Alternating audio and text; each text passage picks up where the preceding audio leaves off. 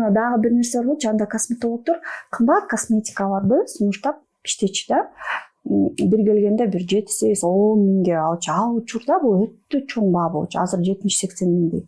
А мен кандай кылдым? Мен Туртойго бардым. Кореялык косметика жаңы чыккан. Ошодон толтура кылып алчумун. Анан 200 сом, 300 сом, анда 200 сом, 300 сом азыркы 2000, 3000 деп болчу да. Ошондон алып, анан деп ойлонуп, териге кандай таасир этет деп жакшы изучать этип, анан назначение кылчумун да. Анан консультацияга аябай көп көңүл бурчумун. Эмне үчүн сиз ошентиңиз, а башка врач анте албайт? Сыры эмнеде ошол? Мен талапты көрдүм. Элге эмне керек? Азыр эмнеден суусап турат? Косметологко барса, ото чоң оор процедуралар жасап берет. Анан эч ким возиться эткиси келбейт да тери менен. А мага кызык болчу. Эмне үчүн пигмент бар? Эмне үчүн ал кетет? Эмне үчүн мындай болот деп